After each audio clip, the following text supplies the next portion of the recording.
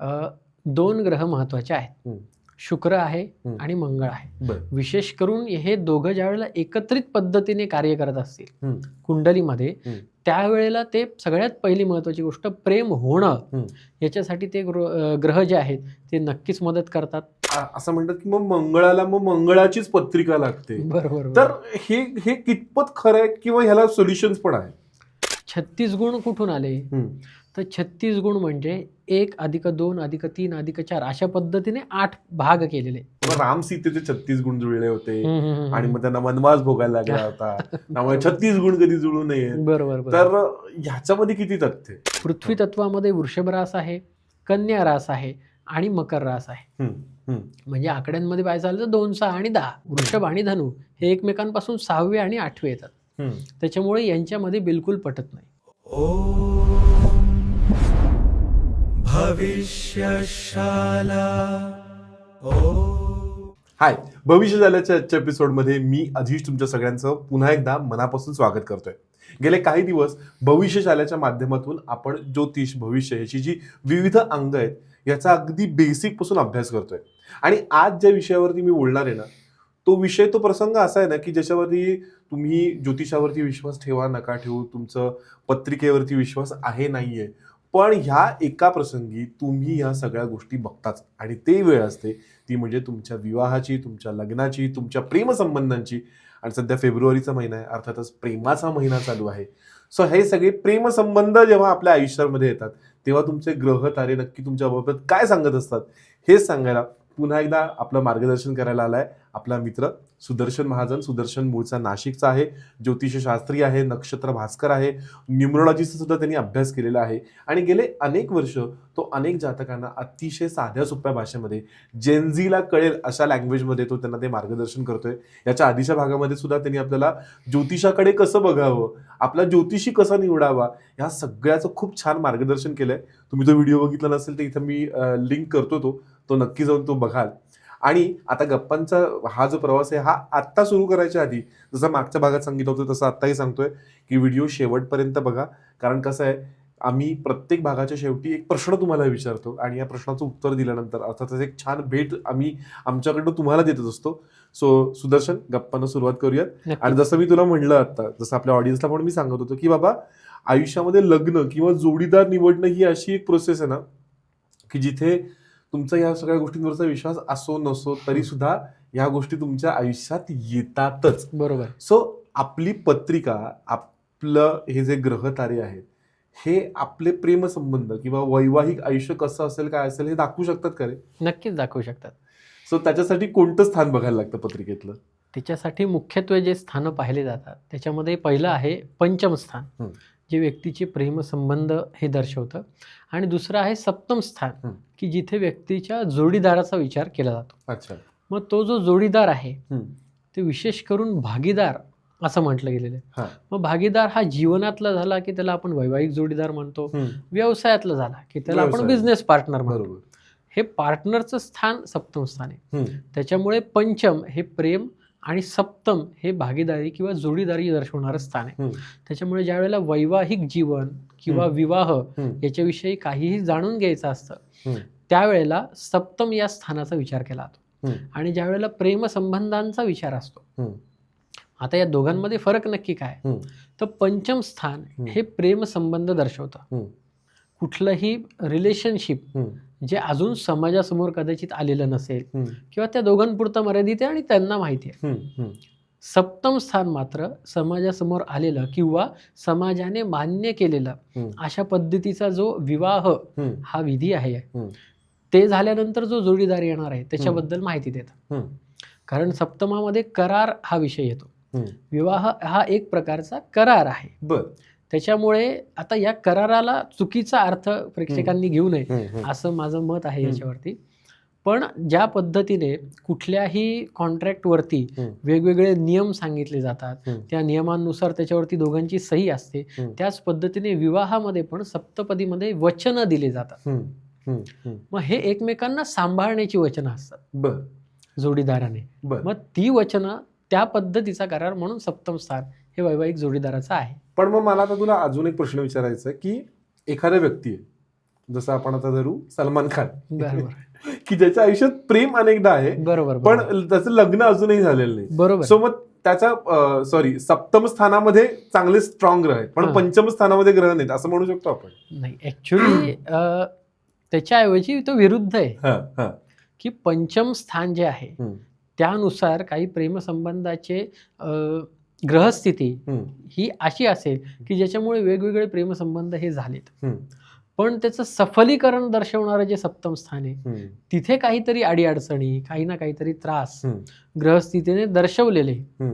आणि त्याच्यासोबत महत्वाची गोष्ट म्हणजे स्वतःच्याही काही कर्मांनुसार ते त्रास येतात. ह्या सगळ्या गोष्टी मिळून म्हणून विवाह हा न होणे हा भाग त्याच्यामध्ये येतो.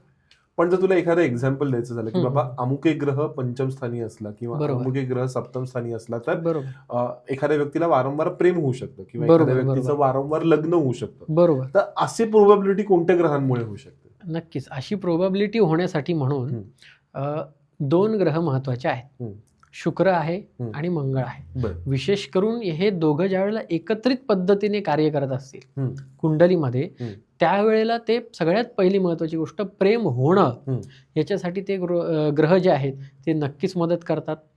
आणि दुसरी महत्वाची गोष्ट ज्या वेळेला त्यांची स्थिती बिघडलेली असते त्यावेळेला अनेकदा प्रेम होणं. अनेकदा प्रेम कधी होऊ शकतं? ज्या वेळेला पहिलं प्रेम जे काही आहे किंवा असा पार्टनर जो तुमच्या म्हणण्याला किंवा तुमच्या मागणीला होकार देतो तो कुठल्या तरी कारणाने तुमच्यापासून दूर जातो. हे ज्या वेळेला होतं त्याच वेळेला दुसरा पार्टनर येणार. बरोबर. जनरली. आणि काही केसेसमध्ये एक पार्टनर असताना सुद्धा अनेक पार्टनर असणं हे जे काही होतं त्याच्याही मध्ये या शुक्र आणि मंगळ या 2 ग्रहांचा रोल असतो. पण हे एक प्रकार झाला ग्रहांच्या नैसर्गिक कारकत्वानुसार आलेला. पण जसं आपण मागच्या एपिसोडमध्ये भाव यांच्याविषयी चर्चा केली होती त्या पद्धतीने कुंडलीमधले भावांचा जो स्वामी असतो त्याला भावेश असं म्हटलं जातं. ते विशिष्ट भावांचे स्वामी म्हणजेच भावेश हे कुंडलीमध्ये जर शुभ स्थितीमध्ये असतील तर प्रेम संबंध होणे आणि त्या प्रेम संबंधांचा विवाहामध्ये रूपांतर होणे हा एक भाग होतो. त्यांची स्थिती खराब असेल तर एकापेक्षा अनेक प्रेम संबंध होणे हा एक भाग होतो. मग त्याच्यात पण 2 प्रकार येतात जे आपण आत्ता चर्चा केली. एक म्हणजे पहिला प्रेम संबंध झाला, काही कारणाने तो तुटला, मग दुसरा झाला, तो तुटला, मग तिसरा झाला. आणि दुसरा पार्ट म्हणजे असा की एक प्रेम संबंध किंवा रिलेशनशिप असताना अनेक रिलेशनशिप करणे. मग हा विषय शुक्र मंगळ किंवा त्या विशिष्ट कुंडलीमधले जे भावेश आहेत आणि इतर ग्रहांच्या प्रभावामुळे त्यांच्यावरती आलेलं दडपण म्हणा किंवा ते बिघडले पण म्हणा ह्याच्यामुळे ती वृत्ती निर्माण होणं की एका व्यक्तीशी प्रामाणिक न राहणं हा सर्व पार्ट कुंडली दर्शवू शकते. आता विषय निघाला म्हणून मला तुला विचारावं असं वाटतं की आपण अनेकदा लग्न संबंधांमध्ये बघतो किंवा आपल्या पत्रिकेमध्ये पण लिहिलेलं आहे की बाबा मंगळ आहे, मंगळ आहे, सौम्य मंगळ आहे. आणि मग असं म्हणतात की मग मंगळाला मग मंगळाचीच पत्रिका लागते. तर हे कितपत खरं आहे किंवा ह्याला सोल्युशन्स पण आहे? सोल्युशन प्रत्येक गोष्टीला असतात. याच्यामध्ये मंगळ हा जो काही विषय आहे त्या मंगळाचा प्रभाव सांगितलेला आहे. शास्त्राने काही भाव सांगितले पत्रिकेतले, जसं व्ययस्थान आहे म्हणजे 12वं घर आहे, लग्न स्थान आहे, चतुर्थ स्थान आहे, सप्तम स्थान आणि अष्टम स्थान. कोणाच्याही व्यक्तीच्या पत्रिकेत ज्या वेळेला मंगळ या स्थानी असतो त्यावेळेला त्याला मंगळ दोष आहे असं सांगितलं जातं. हा नियम क्रमांक 1 झाला. नियम क्रमांक 2 असा की ह्या मंगळाचा त्या स्थानात असल्यामुळे वैवाहिक जीवनावरती वेगवेगळ्या पद्धतीने परिणाम होतो. म्हणूनच मंगळ दोषाला महत्व दिलं जातं. क्रमांक 3 की ह्या मंगळाचा विचार आजच्या काळामध्ये फक्त त्या भावांपुरता मर्यादित पद्धतीने केला जातो. त्याच्याचमुळे फक्त त्या भावात मंगळ दिसला की लगेच कुठेतरी घाबरणं, टेन्शन येणं किंवा मग घाबरवून सोडणं अशा सुद्धा गोष्टी होतात. पण त्याला घाबरण्याची आवश्यकता नसते. ह्या मंगळासाठी शास्त्रामध्ये काही नियम सुद्धा सांगितले की ह्या स्थानात मंगळ असला तरी तो कुठल्या राशीत आहे याला महत्व आहे, तो कोणकोणत्या नक्षत्रांमध्ये आहे ह्याला महत्व आहे. त्याच्यानुसार त्याची जी इंटेन्सिटी आहे त्रास देण्याची ती ठरते. आणि त्याच्यानुसार त्या व्यक्तीला मंगळ आहे किंवा नाहीये हे ज्योतिषी व्यक्ती ज्याचा अभ्यास आहे तो सांगू शकतो. आणि याच्याच व्यतिरिक्त बऱ्याच वेळेला असं सुद्धा होतं की हा मंगळ तेवढा त्रास देणारा नसतो सुद्धा, पण तरी सुद्धा चालत आलेल्या गोष्टींमुळे फक्त मंगळ दोष आहे असं सांगून कुठेतरी विवाहामध्ये अडीअडचणी निर्माण होणे, काही ना काहीतरी प्रॉब्लेम्स निर्माण होणे. म्हणजे ऍक्च्युली मंगळ त्या स्थानात बसलाय म्हणून त्रास न होता त्याचा बाऊ केल्यामुळे त्रास होणे. अच्छा, हा त्यातला सगळ्यात महत्वाचा पार्ट येतो. अच्छा. आणि दुसरा प्रश्न जो तुम्ही विचारला की मंगळाच्या पत्रिकेला मंगळाचीच पत्रिका पाहिजे का, तर खरं पाहायचं झालं तर तसं नसणं हे कधी पण चांगलं. त्याचं कारण असं आहे, साध्या भाषेत किंवा एका नियमामध्ये आपण ते समजून घेऊया. मंगळ हा सेनापती ग्रह सांगितलेला आहे, बरोबर, एनर्जेटिक आहे, प्रचंड ऍक्टिव्हिटी त्याच्यामध्ये आहे. मग असा ऍक्टिव्हिटी असलेला मंगळ हा जर का सेनापती आहे, तो युद्ध करतोय आणि त्याचा जो पार्टनर आहे त्यालाही मंगळ असेल म्हणजे काय झालं, तो सुद्धा सेनापती झाला. आपल्याला रणभूमी करायची आहे का संसार करायचा आहे, वा वा वा, हे जेणे त्याने ठरवावं. वा वा वा, हा त्यातला भाग आहे. मला वाटतं मंगळ या विषयामुळे ज्या ज्या लोकांना आता भीती वाटत असेल त्या लोकांची भीती आता बऱ्या अंशी कमी झाली असेल. आणि आता मी ओपन करतोय असा एक विषय ना की मला असं वाटतं की या विषयाच्या प्रत्येक ह्याच्यावरती आपला एक वेगळा पॉडकास्ट होईल, ते म्हणजे पत्रिका आणि गुणमिलन. बरोबर. सो आता आपण एखादी पत्रिका जेव्हा आपण जुळवतो, गुणमिलन जेव्हा करतो, तेव्हा काय काय बघायला पाहिजे? म्हणजे फक्त रास बघायला पाहिजे का, त्यांचं तत्व बघायला पाहिजे का, त्यांचे एकमेकांबरोबरचे भाव बघायला पाहिजे, नक्षत्र बघायला पाहिजे, काय? जरा प्लीज टप्प्याटप्प्याने सावकाशमध्ये सांगशील आम्हाला. बरं, गुणमेलन आणि पत्रिका मेलन हे एकाच विषयासाठी असलेले दोन वेगवेगळे भाग आहेत. बरोबर. गुणमेलन हा जो पार्ट आहे तो अत्यंत बेसिक आहे. तो बेसिक जरी असला तरी त्याला महत्व नाही अशातला भाग नाही. पण अडचण अशी होते की केवळ त्याच्यावरती निर्णय घेणं ह्या दृष्टीने तो बेसिक आहे, जे योग्य नाही. त्याच्यासाठी पत्रिका मेलन महत्वाचं ठरतं. आता आपल्याला हा विषय थोडा सविस्तर जाणून घ्यायचा असल्यामुळे आपण पहिले गुणमेलन म्हणजे काय याच्याकडे येऊयात आणि मग पत्रिका मेलनाकडे येऊयात. बरोबर. गुणमेलन हा जो भाग आहे याच्यामध्ये एकूण 36 गुण हे जुळवले जातात. हे 36 गुण जोडीदार जो कोणी असेल, म्हणजे थोडक्यात मुलगा आणि मुलगी, वर आणि वधू यांची जी चंद्र रास असते, त्याचं नक्षत्र असतं आणि त्याचं चरण असतं चंद्राचं, यानुसार केलं जातं. बरोबर. मग ह्याच्यामध्ये 36 गुण कुठून आले, तर 36 गुण म्हणजे 1 + 2 + 3 + 4 अशा पद्धतीने 8 भाग केलेले. मग या 1 ते 8 आकड्यांची बेरीज = 36. मग हे 8 भाग कोणते, तर जी चंद्ररास असते दोघांची पण, त्या राशींचे जे विविध वैशिष्ट्य आहेत त्यांचे 8 भाग म्हणजे हे गुणमेलन आहे. पहिला भाग आहे राशीचं वर्ण. येस, राशींचे 4 वर्ण सांगितलेले आहेत की विप्र, क्षत्रिय, वैश्य आणि शूद्र. बरोबर. या 4 वर्णांपैकी ज्या वर्णांचा राशींशी संबंध आहे, त्यांच्या स्वभावांशी आहे, समाजातल्या घटकांशी त्यांचा काहीही संबंध नाही. हे महत्वाचं, हे अगदीच महत्वाचं. तर हे जे 4 वर्ण राशींचे सांगितलेले आहेत, त्या 4 वर्णांपैकी वधू आणि वर यांच्या जन्म चंद्र राशीचा वर्ण कोणता, याच्यानुसार तो 1 गुण मिळेल का नाही मिळेल हे ठरतं. दोन्ही वर्ण सेम असतील तर 1 गुण मिळतो, सेम नसतील तर काही वर्ण एकमेकांना मॅच होणारे आहेत तरी 1 गुण मिळतो, काही एकमेकांना न मॅच होणारे आहेत तिथे 0 गुण मिळतात. त्याच्यानंतर वश्य हा दुसरा प्रकार येतो, ज्याला 2 गुण आहेत. मग वश्य म्हणजे असं की जे रास आहे त्या राशीला विविध आकृत्या सांगितल्या, त्या आकृत्यांमधून वश्य ठरतो. जसं काही राशी वृश्चिक वगैरे सारख्या, कर्कासारख्या, यांना कीटक म्हटलं जातं. सिंहासारखी रास आहे तिला वनचर म्हटलं जातं. मकर जी रास आहे मगरी सारखी, तिला जलचर किंवा काही वेळेस उभयचारी म्हटलं जातं. अशा पद्धतीने राशींची वेगवेगळ्या विभागणी केली गेलेली. मग या विभागणीनुसार जो वश्य आहे राशीचा, कीटक असो मानव असो, आता मिथुन सारखी रास ही मानव या सदराखाली मोडते, तर हे वश्य पाहून 2 गुण एकमेकांशी जुळतात का नाही हे पाहिलं जातं. हे जे दोन्ही घटक आहे हे स्वभावाशी निगडीत आहे. कारण रास, चंद्ररास ही व्यक्तीच्या स्वभावाशी निगडित आहे. बरोबर बरोबर. म्हणून हे दोन्ही घटक पाहून ते गुण दिले जातात. हम्म. मग वर्ण आणि वश्य याच्यानंतर पुढचा महत्वाचा भाग येतो तारा. तारा. येस, तारा म्हणजे नक्षत्र. हम्म.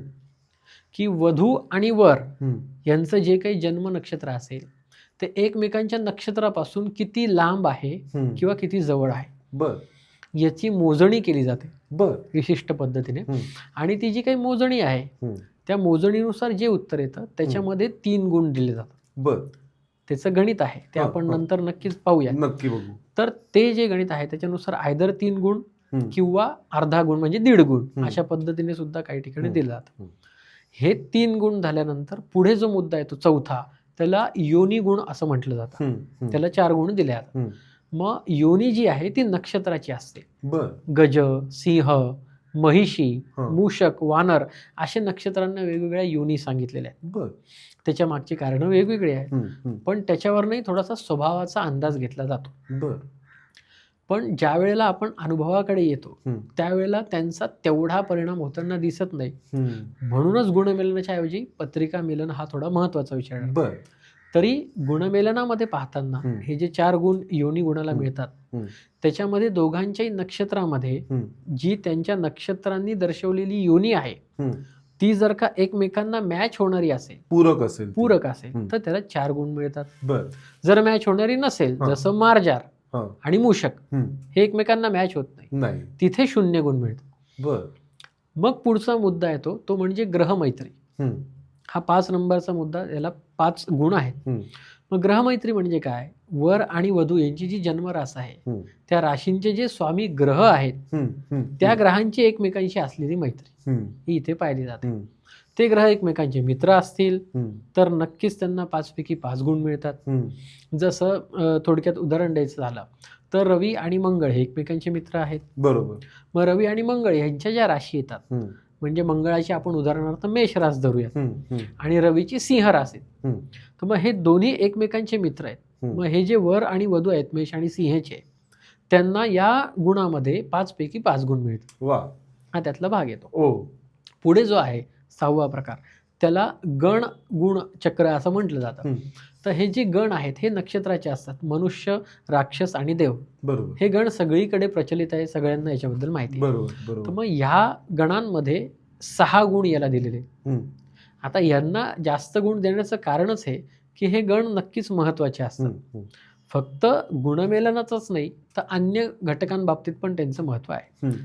आत्ता गुणमेलनाच्या दृष्टीने पाहताना या गणांमध्ये सुद्धा मगचाच नियम. हम्म. जर वर आणि वधू हम्म. यांचं जे गण आहे ते जर का एकच असेल हम्म. तर 6 पैकी 6 गुण मिळतात.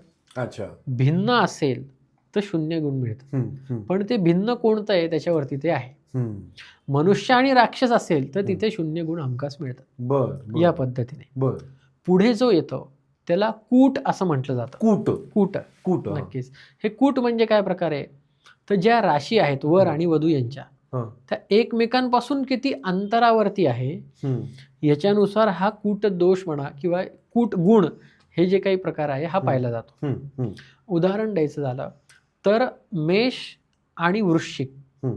या राशींचं अंतर पाहायचं झालं तर मेषेपासून वृश्चिक ही 8वी रास येते हा. बरोबर. आणि वृश्चिकेपासून मेष ही 6वी रास येते. बरोबर. मग ह्या दोघांमधलं जे अंतर आहे हे षडाष्टक याला असं म्हटलं जातं. हम्म. हम्म. षड 6, अष्टक 8 हम्म. अशा पद्धतीने. हम्म. मग जसं हा एक प्रकार आहे तसे आणखीन 2 प्रकारे जे या कूट गुणांमध्ये मोडतात. हम्म. हम्म. ते म्हणजे द्विर्द्वादशकम बर. म्हणजे एकमेकांपासून दुसरी आणि 12वी रास असणं. बर. उदाहरणार्थ मेषेचंच उदाहरण घेऊ. हम्म. एकाची रास आहे मेष, हम्म. दुसऱ्याची रास आहे मीन हम्म. किंवा एकाची मेष आहे आणि दुसऱ्याची आहे वृषभ. हम्म. म्हणजे मीनेपासून हम्म. मेष रास दुसरी आली बरोबर. बरोबर. आणि मेषेपासून मीन रास 12वी आली. बरोबर. म्हणून याला द्विर्द्वादशकम हम्म. असं म्हटलं जातं. हम्म. हम्म. आणि जो तिसरा प्रकार आहे तो नवपंचम आहे. नवपंचम. नवपंचम हम्म. म्हणजे जो आपण मग उदाहरणात हम्म. पाहिला हम्म. मंगळ आणि सूर्याचा. हम्म. मंगळाची मेष रास, हम्म. सूर्याची सिंह रास. हम्म. मेषेपासून सिंह मोजली 1 ते 5 तर 5 येतात. हम्म. सिंहेपासून परत मेषेकडे आपण आलो 12 राशींच्या गणितानुसार बरोबर. तर ते 9 आकडा येतो हम्म. मोजत मोजत. हम्म. म्हणून याला नवपंचम हम्म. असं म्हटलं आता. हम्म. हे जे 3 प्रकार आहेत हे या कूट गुणांमध्ये मोडतात. हम्म. आणि या कूट गुणांमध्ये मोडताना याचे परत 2 प्रकार येतात. बर. एक आहे शुभ द्विर्द्वादशकम, दुसरं आहे अशुभ द्विर्द्वादशकम. एक आहे शुभ नवपंचम, दुसरं आहे अशुभ नवपंचम, आणि तिसरं जे आहे त्याला प्रीती षडाष्टक म्हणतात आणि मृत्यू षडाष्टक म्हणतात. मला असं वाटतं प्रीती षडाष्टक आणि मृत्यू षडाष्टक याच्यावरती खूप बोललं जातं. नक्कीच. पण हे जे बाकीचे जे 2 प्रकार सांगितले बरोबर, ते मला असं वाटतं मी तरी आजपर्यंत कुठे ऐकले नव्हते. So thank you so much for that. त्याच्याकडे आपण डिटेलमध्ये येणार आहोतच. पण त्याच्या आधी मला तुला बेसिक राशींच्या प्रेमसंबंधांबद्दल विचारायचंय. बरोबर. की बाबा आपल्या इथे ना एक, आता आपण इतके व्हिडिओ बघितले, इतके कार्यक्रम बघितले, इतक्या लोकांना आपण भेटलो की अमुक एक रास खूपच रोमॅन्टिक असते, अमुक एक रास खूप प्रॅक्टिकल असते. बरोबर. तर ह्या सगळ्या गोष्टी कशावर ठरतात? आणि तसं जर तुला कॅटेगरायझेशन करायचं झालं बरोबर ऑन द बेसिस ऑफ राशी, तर मग प्रेमामध्ये सगळ्यात चांगली रास कोणती असते आणि बरोबर सगळ्यात प्रॅक्टिकल रास कोणती असते? बरोबर. ह्या मुद्द्याकडे येताना थोडा आधीचा मुद्दा कंप्लीट करतो. येस. कूट दोष हा 7वा प्रकार झालेला आहे. तर 7 अजून गुण एक जे मुद्दा आहे, बाकी. अजून एक मुद्दा अजून एक आपला मुद्दा बाकी बाकी आहे. आहे. नक्कीच. हा. तर हा जो 7वा प्रकार आहे याच्यामध्ये या कूट दोषांमध्ये हे जे सगळे सब प्रकार आहेत हे पाहून 7 पैकी किती गुण मिळतील हे ठरतं. आयदर 7 मिळतात, काही ठिकाणी 3.5 दिले जातात, काही ठिकाणी 0च दिले जातात. बरोबर बरोबर. हे 2 प्रकारे ज्योतिषी आणि पंचांगकर्ते यांच्यानुसार त्या काही गोष्टी ठरतात. आणि पुढचा मुद्दा येतो क्रमांक 8चा, जो सगळीकडे प्रचलित आहे आणि महत्वाचा आहे, तो म्हणजे नाडी. नाडी. प्रत्येक नक्षत्राला नाडी असते.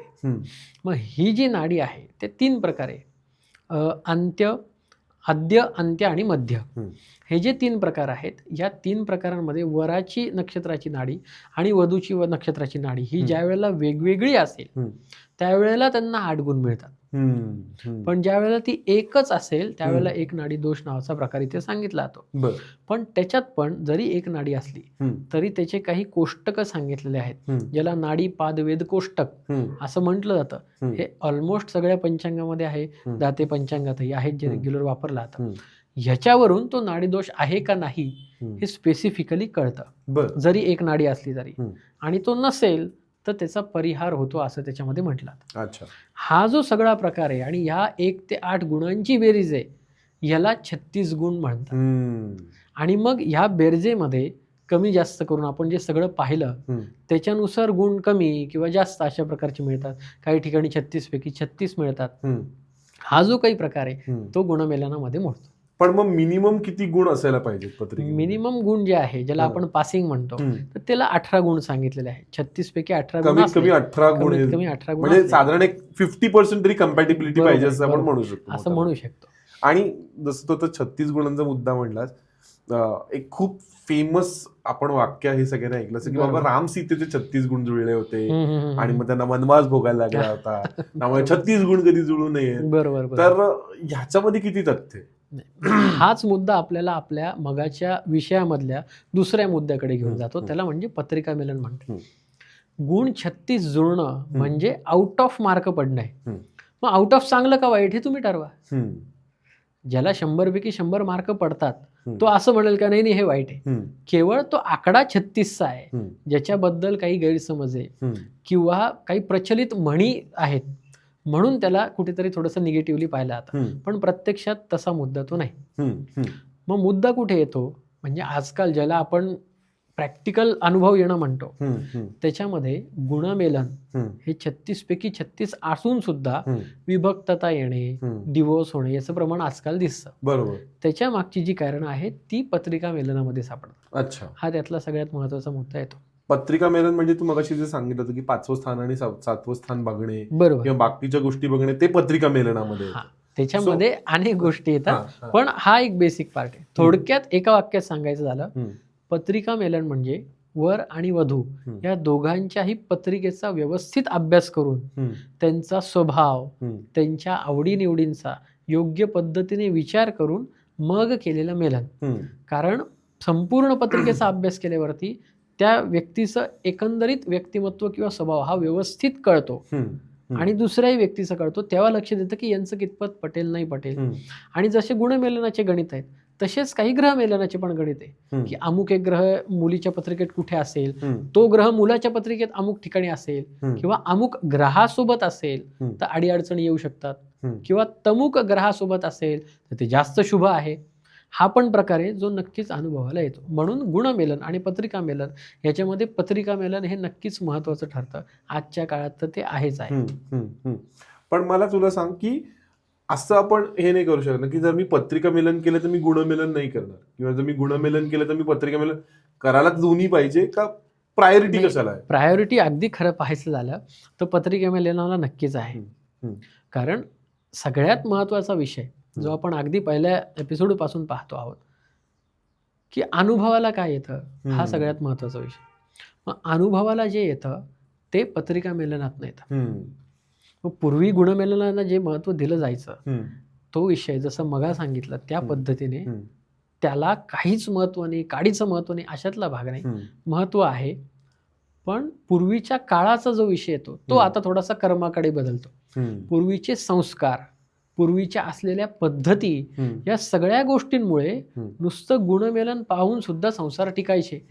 इंटरनल काय होतं हे नवरा बायकोला माहिती होतं. अच्छा, हा सगळ्यात महत्वाचा मुद्दा. थोडक्यात म्हणजे काय, गुणमेलनाने आपण फक्त नवरा नवरी बघतो, बरोबर. पत्रिका मेलनाने आपण तो माणूस कसा आहे हे बघतो. करेक्ट आहे. आणि माणूस म्हणून जर ती माणसं एकमेकाला अनुरूप असतील तर ते जोडी टिकू शकते असं आपण म्हणू शकतो. वा, हे आता आजच्या काय म्हणतो ना, आजच्या ह्या सगळ्या डिस्कशनचं माझ्यासाठी सार आहे की गुणमेलन आणि पत्रिका मेलन का गरजेचं आहे. बरोबर. आणि जसं मगाशी एक मी विषय काढला आपण तो कम्प्लिशन कडे जाऊ होता, तो तू म्हणलास ते म्हणजे एक जी खूप सगळीकडे टर्म वापरली जाते, प्रीती षडाष्टक, शत्रू षडाष्टक, हे सगळं राशींवरती ठरतं.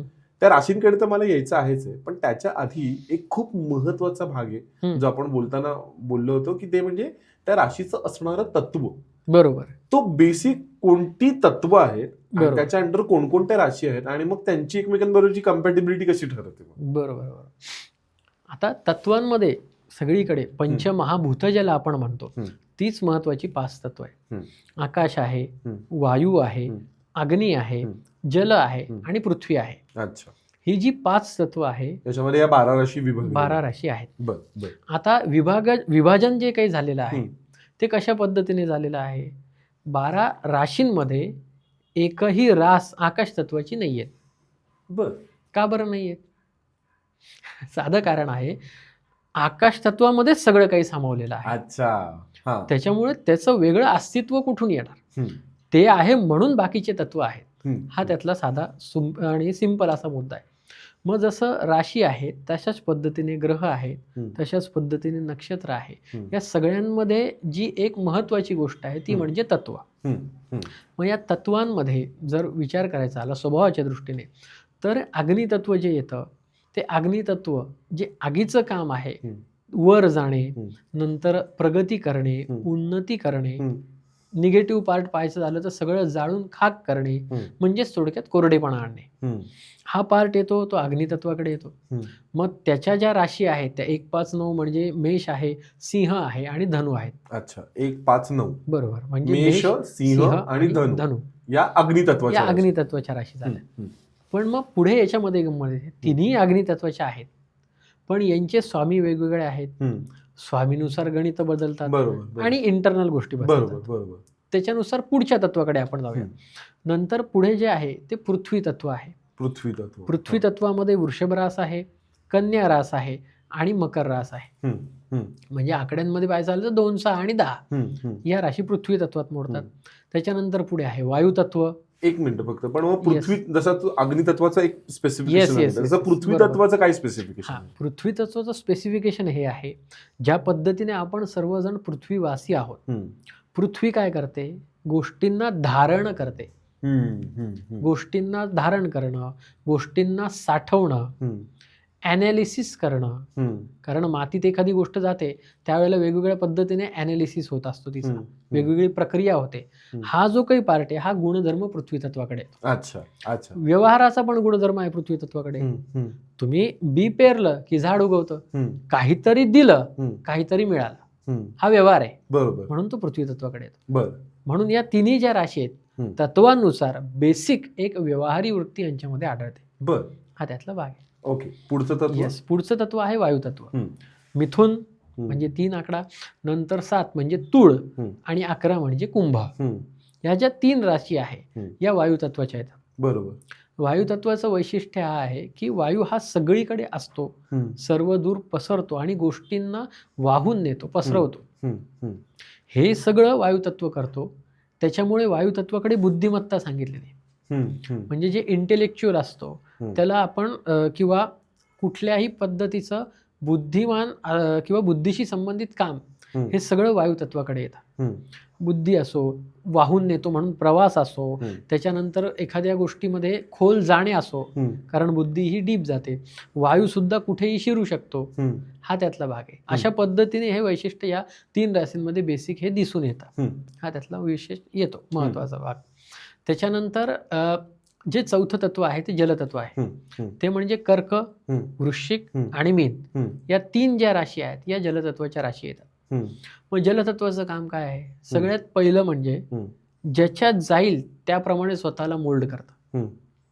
कपामध्ये पाणी आहे, त्याचा आकार त्या पद्धतीचा झाला. नदीमध्ये पाणी आहे, त्याचा नदीच्या पात्राप्रमाणे आकार झाला. पाणी जमिनीवरती सांडलं की जमिनीप्रमाणे सपाट ते पसरत पसरत जातं.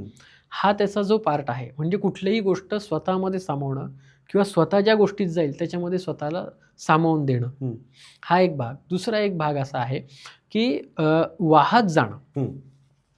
आता आपण इथे कपमध्ये ठेवले म्हणून ठीक आहे, पण ज्या वेळेला ते कुठेही पाणी उतार थोडासा मिळाला की ते लगेच वाहत जातं.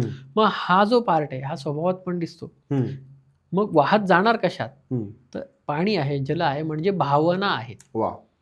मग व्यक्ती काही वेळेला भावनेत वाहून जाऊ शकते. अच्छा. या जलतत्वाच्या राशी चांगल्या असतील तर व्यक्ती भावनांवरती उत्तम कंट्रोल करू शकते आणि भावनांचं योग्य नियोजन असल्यामुळे आयुष्य आनंदाने जगू शकते. सांगितली होतीस आणि प्रत्येक तत्वाखाली कोणकोणत्या राशी येतात हे तुम्हाला सांगितलं होतंस. बरोबर आहे. सो मला तुला त्याच्यामध्ये विचारायचंय की जसं आता तू सांगितलं किंवा अग्नितत्व, जलतत्व ह्याच्यामध्ये सुद्धा वेगवेगळ्या राशी आहेत, पण त्याच्यामध्ये सुद्धा परत वेगवेगळे एक्सप्रेस करायची पद्धत असू शकते का? की सपोज त्यांचे स्वभाव वेगळे आहेत असं होऊ शकतं का?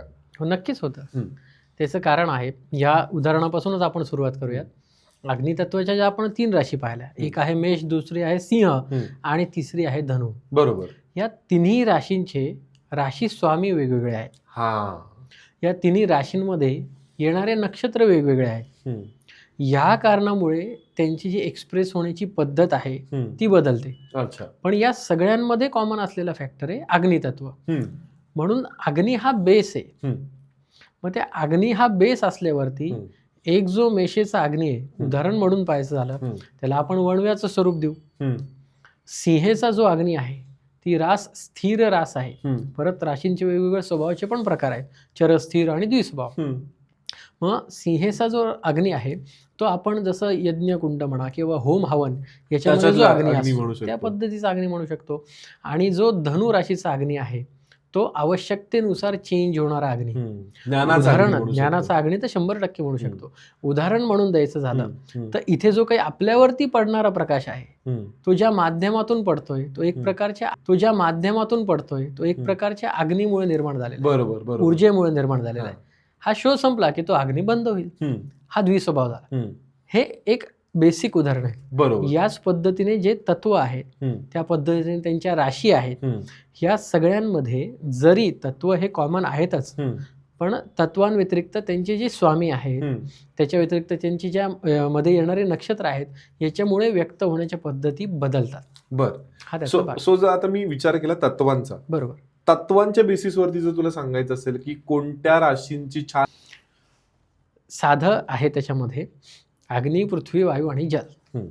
पृथ्वी आणि जल जे आहे यांचे जे संबंध आहे ते त्यामध्ये चांगले असतात. पृथ्वी आणि जल आणि अग्नी आणि वायू यांचे संबंध चांगले असतात. अच्छा. हा अगदी बेसिक आहे. ह्याच्यातही आणखी सब प्रकार आपण करू शकतो, उपप्रकार करू शकतो. पण तरी सुद्धा या बेसिक लेवलनुसार जे पृथ्वी तत्वाच्या 3 राशी आहे म्हणजे वृषभ आहे, कन्या आहे आणि मकर आहे. जलतत्वाच्या 3 राशी आहे, कर्क आहे, वृश्चिक आहे आणि मीन आहे.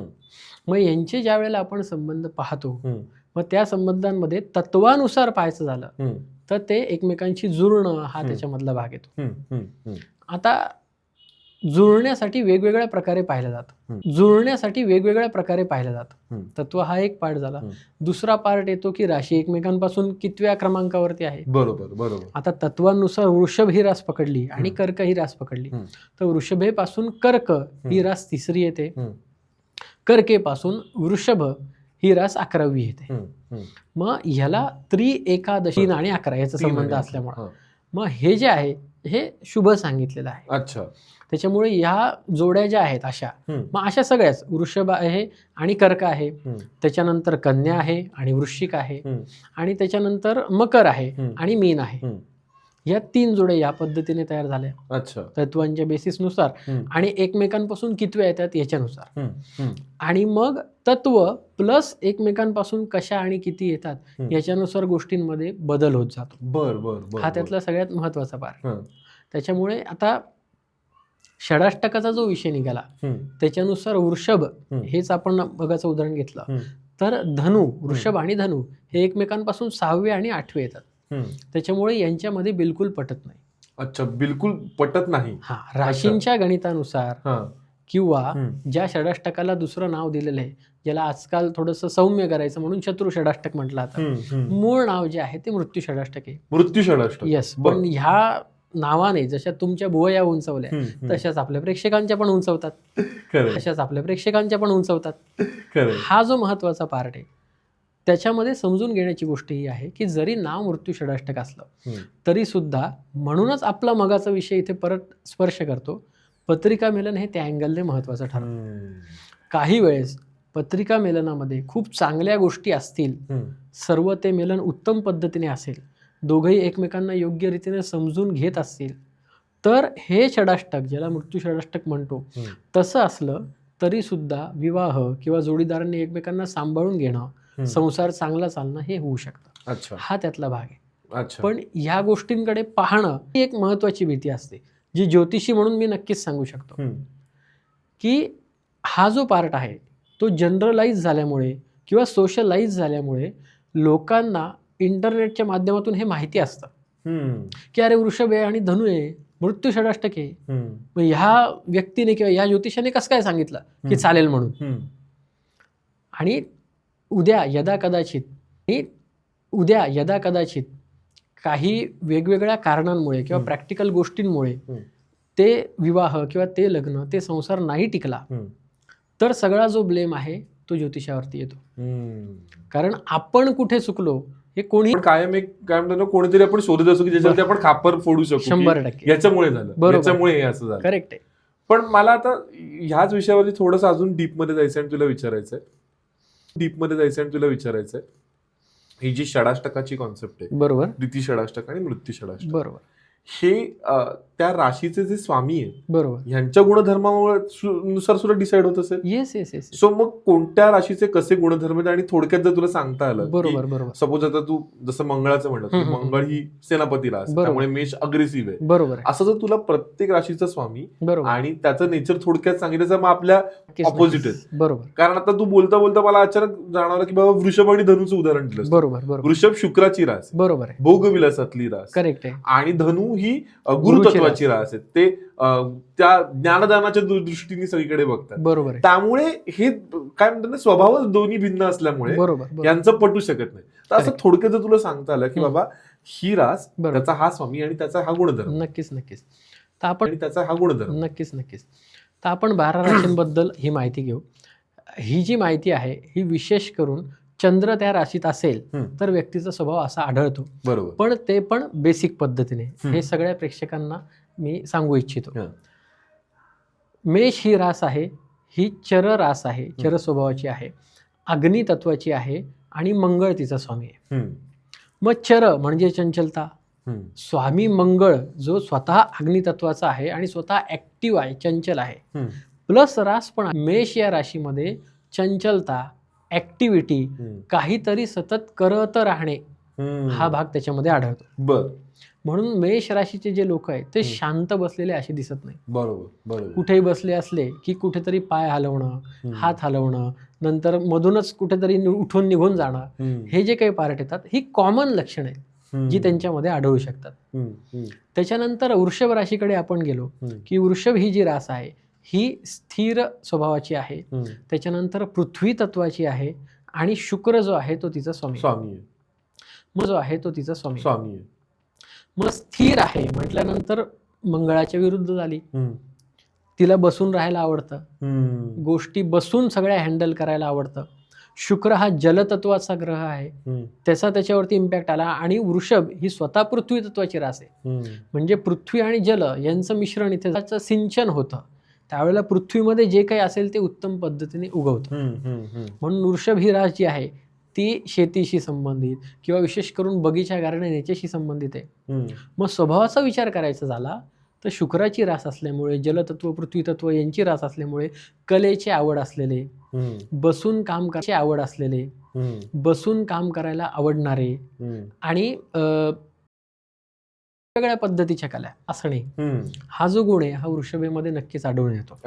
नटणं किंवा थटणं ह्या ज्या काही गोष्टी आहेत ह्या पण त्यांना आवडतात. स्त्री असो किंवा पुरुष असो, पुरुष सुद्धा नीटनेटका राहणं, स्वच्छ राहणं हे त्याला नक्कीच आवडतं. नंतर पुढची जी रास आहे ती आहे मिथुन. मिथुनेचा स्वामी आहे बुध. मिथुन ही रास द्विस्वभावी आहे आणि ही जी रास आहे ही वायुतत्वाची आहे. बुध हा बुद्धिमान ग्रह आहे आणि वायू तत्व हे सुद्धा बुद्धी दर्शवणार आहे. बरोबर.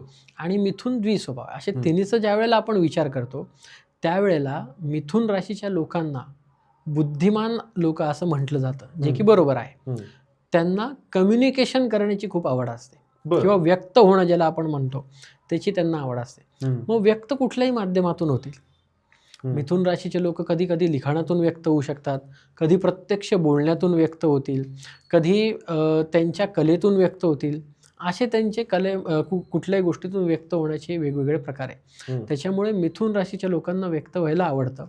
आणि बुधाची रास असल्यामुळे, द्विस्वभावी असल्यामुळे, द्विस्वभाव काय करतं, एका गोष्टीमधून दुसऱ्या गोष्टीत जाणे म्हणून, आणि बुद्धिवर्धन असल्यामुळे वेगवेगळ्या विषयांना शिवणे.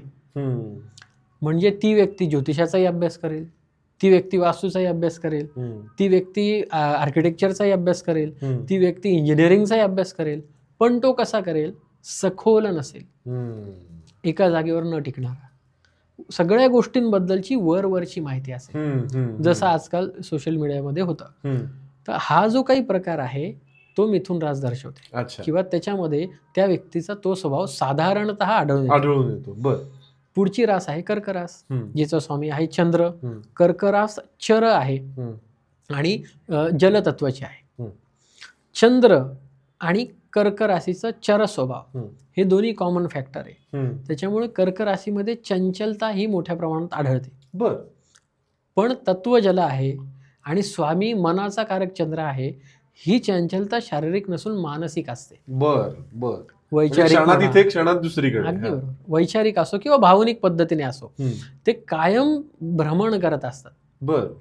आणि जलतत्वाची असल्यामुळेच आणि चंद्राची असल्यामुळे भावनिकता सुद्धा यांच्यामध्ये खूप असते.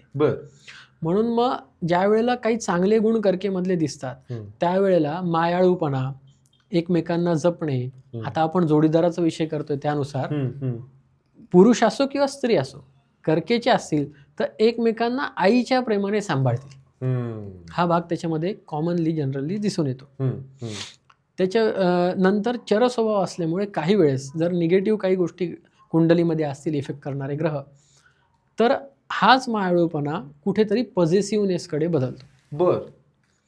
की मी एवढं या व्यक्तीवरती प्रेम करतो किंवा करते, पण ह्या व्यक्तीला त्याची किंमतच नाही. करेक्ट आहे. हा जो काही प्रकार आहे तो या पद्धतीने होऊ शकतो. असंच सगळ्या राशींमध्ये काही कमी जास्त प्रमाणात होतं. त्याच्यानंतर पुढची जी रास येते ती सिंह रास. स्थिर स्वभाव आहे. रवीची रास आहे, जो रवी स्वतः अग्नितत्वाचा आहे आणि जे काही त्याचं राशीचं तत्व आहे ते पण अग्नितत्वच आहे. त्याच्यामुळे रवीचा अग्नी, राशीचं स्वतःचं तत्व अग्नी आहे आणि स्वतः स्थिर स्वभावाचं आहे. म्हणूनच त्याचं जे चिन्ह आहे ते राजा आहे, म्हणजे जंगलाचा राजा सिंह. मग ज्या पद्धतीने ते चिन्ह आहे या व्यक्तींमध्ये पण त्या पद्धतीचा स्वभाव आढळतो. अधिकार गाजवणे, हुकूमत गाजवणे, ऑर्डर न घेता येणे, हा जो काही प्रकार आहे तो सिंहेमध्ये जनरली आढळून येतो. चांगल्या बाबतीत पाहायचं झालं तर हे लोक उत्तम अधिकारी होऊ शकतात. बर. गोष्टींचं व्यवस्थापन उत्तम पद्धतीने करू शकतात. कारण सूर्याभोवती सगळे ग्रह फिरताय, तो राजा आहे, राजा आहे. त्याची जी रास आहे ती पण राजा झाली. त्याचं व्यवस्थापन उत्तम असतं. म्हणून सिंह राशीचे जे लोक आहेत ते व्यवस्थापन उत्तम पद्धतीने करू शकतात. हा गुण राशीकडून त्यांना मिळू शकतो. नंतर पुढची जी रास आहे ती बुधाचीच रास आहे परत. ती द्विस्वभावीच आहे परत आणि तिचं तत्व पृथ्वी आहे. मग मिथुनेमध्ये सांगायचं राहिलं तर बुध जो आहे तो स्वतः सुद्धा पृथ्वी तत्वाचा ग्रह आहे. बर बर बर.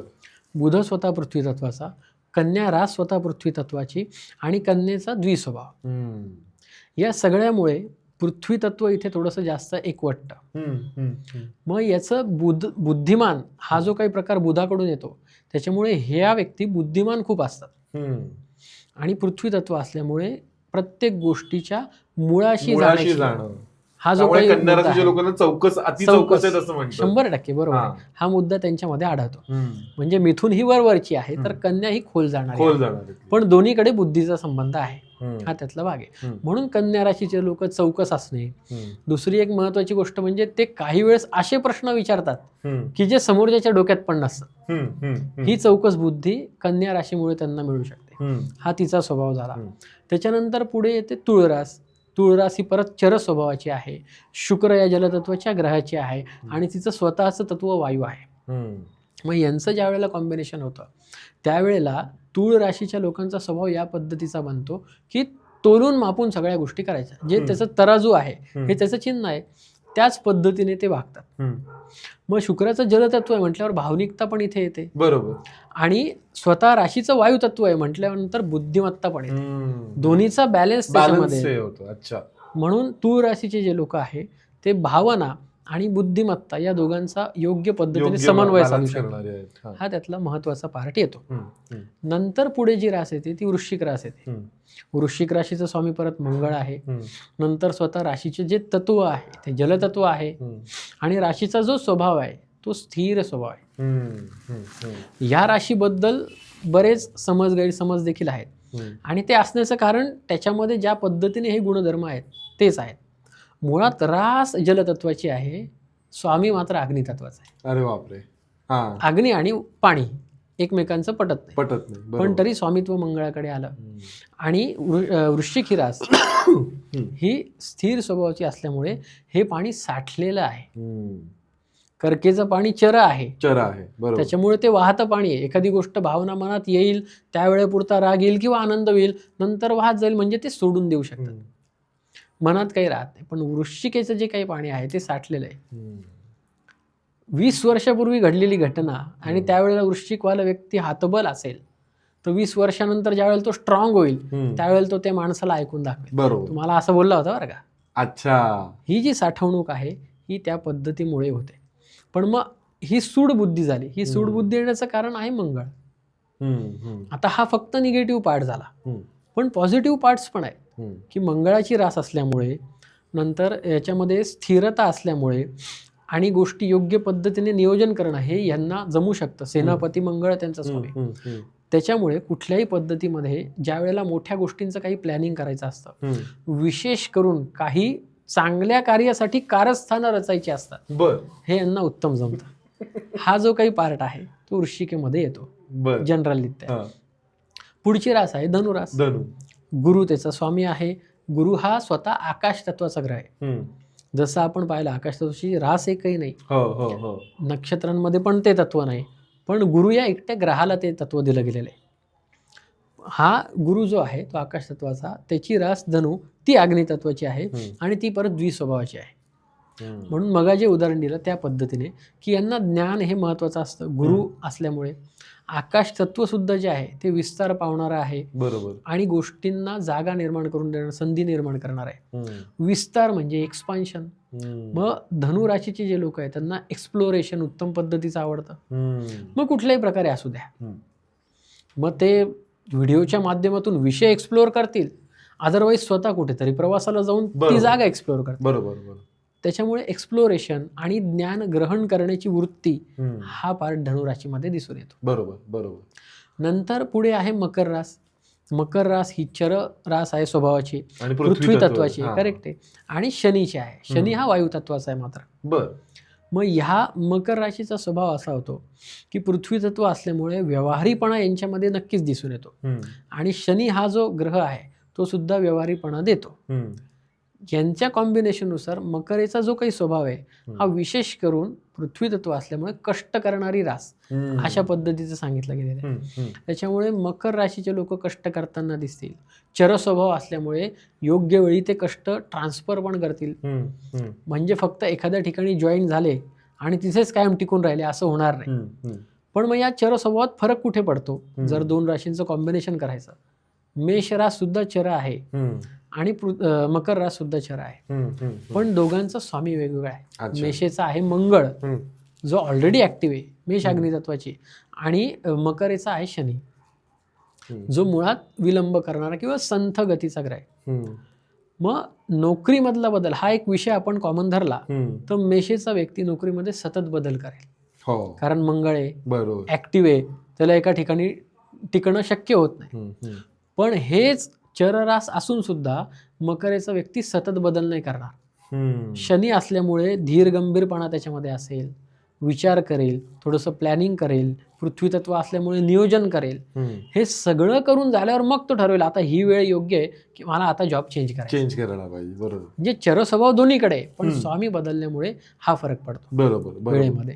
त्याच्यामुळे मकर ही रास कष्ट करणाऱ्यांची, योग्य वेळेला बदल करण्याची शक्ती असलेली, आणि सगळ्यात महत्त्वाची गोष्ट काही वेळेला जर निगेटिव्ह पार्ट पाहायचा आला तर स्वतःला दोष देणारी किंवा स्वतःला कमी समजणारी इतरांच्या तुलनेमध्ये अशा पद्धतीने काही गोष्टी आढळतात.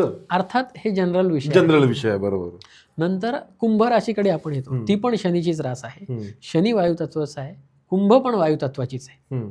मग हे दोन्ही वायू तत्व एकत्र आल्यामुळे आणि कुंभ ही स्थिर स्वभावाची असल्यामुळे बुद्धिमान लोकांची रास कुंभ ही म्हटली जाते. कारण तिथे सुद्धा वायूची बुद्धी ही स्थिर आहे, एका विषयाला धरून चालणारी आहे, म्हणून सखोल जाणारे आहे.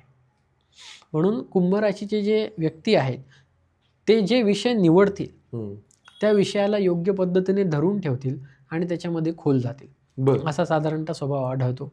दुसरी गोष्ट वायुतत्व आहे. वायुतत्वाचा मूळ स्वभाव जो आहे तो जोडणे आणि परत विलग करणे, संयोग वियोग ज्याला आपण म्हणतो, हा जो काही पार्ट आहे तो त्याच्याकडे येतो. म्हणून कुंभ तत्वाचे जे कोणी व्यक्ती आहेत ते प्रत्येक गोष्टीमध्ये खूप लवकर अटकणं हे त्यांचं होत नाही. उदाहरण द्यायचं झालं, निर्मोही असतात किंवा नात्यांमध्ये अटकणं ज्याला आपण म्हणतो ते खूप मोठ्या प्रमाणात नसतं. मग हा जो पार्ट आहे हा त्यांना कधी कधी फायद्याचा ठरतो, कधी कधी तोट्याचा पण ठरू शकतो. बरोबर. हे याचं फळ झालं. पुढे जी शेवटची आणि 12वी महत्वाची रास आहे ती मीन रास आहे. ती परत आकाश तत्वाच्या गुरुची आहे, जलतत्वाची रास आहे आणि द्विस्वभावी रास आहे. मग हे सगळं ज्या वेळेला एकवटतं त्यावेळेला यांच्यामध्ये जलतत्वामुळे भावना पण येतात, आणि गुरु हा आकाश तत्वाचा ज्ञान देणारा ग्रह आहे म्हणून ज्ञान अर्जन करण्याची एक कुठेतरी मानसिकता पण येते. आणि हे जे जलतत्व आहे हे सुद्धा विशेष करून या राशी ज्या आहेत यांना आपण सुरुवातीला गुणमेळामध्ये पहिला गुण ज्या गोष्टीला दिला वर्ण, त्याच्यानुसार कर्क, वृश्चिक आणि मीन या तीनही विप्रवर्णाच्या राशी सांगितल्या. त्याच्यामुळे या सगळ्या बुद्धीशी संबंधित किंवा विशेष करून ज्ञान ग्रहण करण्यासाठी कॅपेबल असलेल्या अशा राशी आहेत. मग मीन तर गुरुचीच रास आहे म्हणून ज्ञान अर्जन करणं यांना आवडतं. त्याच्यानंतर जलतत्व असल्यामुळे हे भावनिक सुद्धा असतात, आणि द्विस्वभाव असल्यामुळे त्या भावना कधी इकडे जाऊ का कधी तिकडे जाऊ अशा पद्धतीने होतात. म्हणजे थोडक्यात काही निर्णय घेताना त्यांचा गोंधळ होऊ शकतो. हा असा सगळा 12 राशींचा थोडक्यामध्ये आपण पाहिलेला जनरल स्वभाव आणि त्याच्यानुसार दिसून येणारे व्यक्तीमधले वेगवेगळे वैशिष्ट्य हे आपण पाहिजे. सुदर्शन, तू हे आता जे स्वभाव सांगितलेस प्रत्येक राशीचे, त्याचं तत्व असेल, त्याचे राशी स्वामी असेल, ह्याच्यामुळे अनेक गोष्टी आता तर क्लिअर झालेल्या आहेतच. मग अशी मी पण बोलता बोलता तुला एक एक्झाम्पल दिलं की बाबा कोणती दोन लोक एकत्र नसायला पाहिजे. बरोबर. तर आता तुझ्या ज्योतिष पॉइंट ऑफ व्ह्यूनी, अर्थातच पत्रिका आणि गुणमिलन हा शेवटचा मुद्दा आहेच, बरोबर, पण एक जेनरिक टर्म जर तुला सांगायचं असेल की बाबा हे दोन राशी एकत्र आले तर स्फोट होऊ शकतो, नाही ही दोन राशी एकत्र आले तर होऊ शकतं बाबा, बरोबर, तर असं एक जेनरिक सांगायचं असेल तर काय सांगशील? आपण जनरल जर पाहतोच आहोत तर त्याला सूत्र रूपात समजून घेऊ, जे सगळ्या प्रेक्षकांना पण समजेल. समजायला सोपं जावं म्हणून आपण मेष राशीचं उदाहरण घेऊया. मेष ही रास ज्या वेळेला आपण पाहतो, केंद्रस्थानी ठेवतो, त्यावेळेला तिच्यापासून तिसरी जी रास येते त्यांचं व्यवस्थित पटेल. म्हणजे मेष आणि मिथुन. मेष आणि मिथुन, बरोबर. त्याच्यानंतर मेषेपासून जी 5वी रास येते त्यांचं व्यवस्थित पटेल. म्हणजे मेष आणि सिंह. परत दोन्ही तत्वाच्याच राशी आल्या, बरोबर आहे. त्याच्याकडे पण आपण येऊया. आणि मेषेपासून जी 7वी रास असेल ते म्हणजे मेष आणि तुळ यांचं पण पटेल. मेषेपासून जी 9वी रास येते ते म्हणजे मेष आणि धनु यांचं पण व्यवस्थित पटेल. बरोबर. आणि मेषेपासून जी 11वी रास येते ते म्हणजे मेष आणि कुंभ यांचं पण व्यवस्थित पटेल. बरोबर. हे झालं बेसिक सूत्र. आता या सूत्रामध्ये यांचं का पटेल हे पाहूया आणि मग वेगवेगळ्या राशींकडे पण येऊया. बरोबर. मेष रास आणि मिथुन रास यांच्यामध्ये मेषेचा जो आहे तो स्वामी आहे मंगळ आणि मिथुनेचा जो स्वामी आहे तो बुध. स्वामींमध्ये फार पटत नाही, पण तत्वाच्या हिशोबाने पाहायचं झालं तर मेषेचा अग्नी आहे, मिथुनेचा वायू आहे.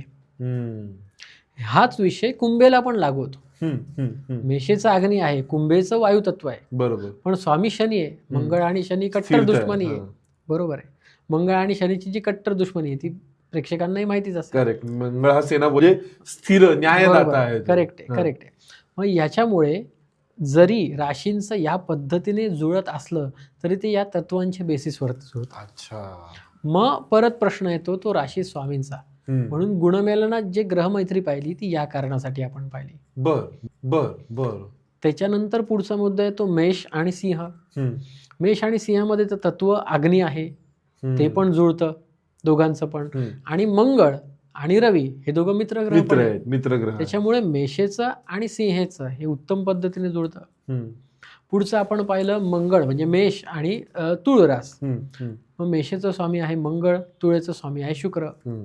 नैसर्गिक एकमेकांना आकर्षित करणारे हे ग्रह आहेत. मगा बोलता विषय झाला होता ऑपोजिट्स अट्रॅक्ट. बरोबर. मंगळ अग्नी आहे आणि शुक्र जल आहे, एकमेकांच्या विरुद्ध आहे. पण ज्यावेळेला ते एकमेकांच्या सप्तमात येतात, मेषेच्या सप्तम स्थानात तुळ रास येते. सप्तम स्थान आपण पाहिलं की विवाहाशी संबंधित. बरोबर. आणि तुळेच्या सप्तम स्थानात मेष रास येते. या अनुषंगाने आणि प्रश्न विवाहाचा आहे म्हणून हे एकमेकांना चालणार आहे. अच्छा. हा त्यातला भाग आहे.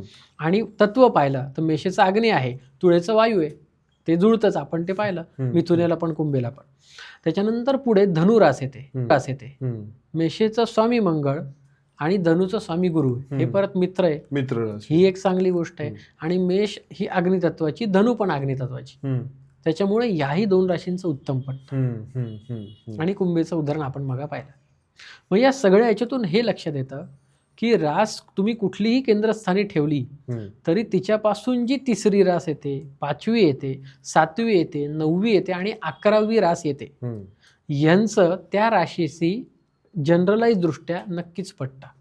सो आपण हा एक धरून चालू शकतो की रास तुमची कोणतीही असेल, बरोबर, तुमच्या राशीपासून 3, बरोबर, 5, करेक्ट, 7, बरोबर, 9 आणि 11वी जी रास आहे, बरोबर आहे, त्यांच्याबरोबर तुमचं कन्फर्म जुळणार आहे. बरोबर आहे. ओके. सो आजच्या या पॉडकास्ट नंतर तुम्ही प्रत्येकापणी हे चेक करायचंय की तुमचे जे पार्टनर्स आहेत तुमचं जर खूप छान पटत असेल तर ते कुठेतरी 3, 5, 7, 9, 11च्या या गणितामध्ये बसतात का?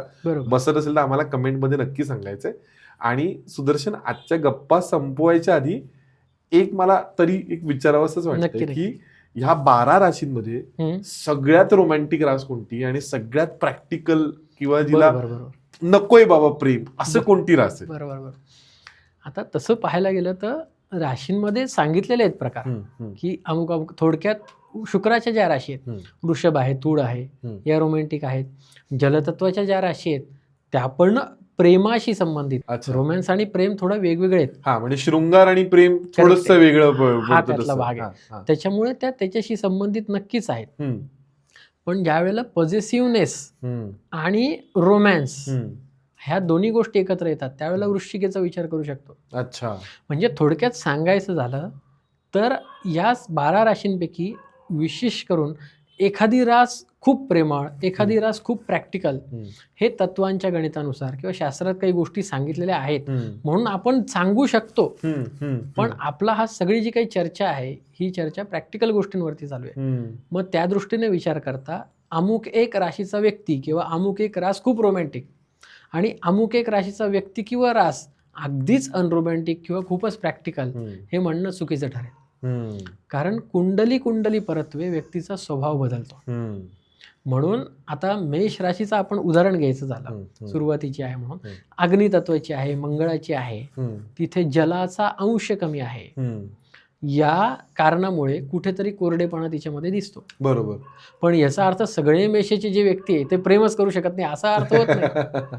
हेच गणित सगळ्या राशींना लागू होतं. बरोबर. म्हणून एक विशिष्ट लेबल देणं हे आपण ज्योतिषशास्त्राच्या अँगलने टाळणं योग्य आहे. आता आपण जे सूत्र पाहिलं ते पण त्याच पद्धतीचं आहे की हे सूत्र आहे, पण याचा अर्थ इतर राशींची पटणारच नाही किंवा हे जे सूत्र सांगितलं ह्याच राशींची खूप उत्तम पटेल असंही प्रत्यक्षात होताना नाही आढळणार. त्याचं मूळ कारण हे प्रत्येकाची कुंडली वेगळी, व्यक्ती तितक्या प्रकृती आहे. आणि शेवटी परत ज्या याच्यावरती आपण डिस्कशन सगळं सुरू केलं बरोबर की at the end of the day तुम्ही माणूस म्हणून एकमेकांबरोबर कसे वागता. करेक्ट आहे. हे खूप महत्वाचं आहे. आणि हे माणूस म्हणून जुळतं कसं तर अर्थातच पत्रिका गुणमेलन नक्कीच त्याचं महत्वाचं आहे. त्यामुळे अनेक ठिकाणी आपण असं बघितलंय की बाबा जरी अगदी परस्पराच्या विरोधातला राशी असला किंवा सेम राशीची जरी लोक असली तरी दरवेळेला त्यांचं पटेलच असं नाही, दरवेळेला त्यांचं पटणार नाही असंही नाही. सो कुठेतरी त्याच्या खोलात जाऊन त्यांच्या कुंडला यायला जबाबदार आहेत. माणूस म्हणून ते कसे आहेत हे जबाबदार आहेत. बरोबर. आणि मला असं वाटतं प्रेमाच्या ह्या महिन्यामध्ये हाच एक संदेश द्यायला पाहिजे. याच्यामध्ये मी एक मध्ये फक्त सांगतो नक्की की कुंडल्या जबाबदार आहेत हे म्हणणं आपण पूर्णपणे योग्य ठरणार नाही. माणसाचं जे कर्म आहे ते त्याच्यावरती जबाबदार आहे. कारण हा पूर्ण जो शास्त्राचा गाभा आहे तो त्याच्या कर्मावरती अवलंबून आहे. हा त्याच्यामधला मुख्य विषय येतो. वा वा वा वा. चला याच नोटवरती पुन्हा एकदा तुम्हाला या सगळा हा जो प्रेमाचा महिना चालू आहे त्याचा तुम्हाला शुभेच्छा देतो. आता परत तुम्ही त्याच्यामध्ये हे म्हणू नका की अरे तुम्ही बोलताय तर राशींबद्दल, मग व्हॅलेंटाईन डे म्हणजे पाश्चिमात्य, अहो ह्या निमित्ताने या सगळ्या गप्पा चाललेल्या आहेत. आणि जसं आपण बोललो की at the end of the day आपलं कर्म, आपलं माणूस म्हणून जगणं हे खूप महत्वाचं आहे. सो ते तसंच कंटिन्यू करून ठेवूयात. माझ्या लक्षात आहे तुम्हाला प्रश्न विचारायचा आहे, तो प्रश्न विचारणार आहे. आणि तो प्रश्न असा आहे की जसं आता आपण राशींची वेगवेगळी तत्व बोललो, त्याच्यामधली कर्क ही जी रास आहे त्यांचं कोणतं तत्व आहे? जल, अग्नी, वायू याच्यापैकी कोणतं तत्व आहे? म्हणजे हेच 3 नाही, बाकीचं पण तत्व आहेत. मी सगळे ऑप्शन आता तुम्हाला देत नाहीये, पण जर तुम्ही तो भाग मिस केला असेल तर थोडंसं रिवाइंडला जा, चेक करा कर्क राशीचं कोणतं तत्व आहे. आणि मी हा जो खाली व्हॉट्सअप नंबर देतोय त्याच्यावरती आम्हाला नक्की सांगा. पुन्हा एकदा आमच्या ह्या गप्पांचे नवीन विषय, नवीन पाहुणे घेऊन तुम्हाला भेटायला येईनच.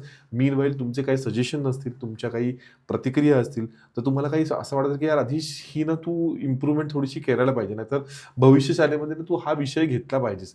तर ह्या सगळ्या इम्प्रूव्हमेंटसाठी जो मगाशी व्हॉट्सअप नंबर दाखवला, जो पुन्हा एकदा दाखवतोय, त्याच्यावरती आम्हाला बिनसंकोचपणे प्लीज प्लीज प्लीज संपर्क साधा.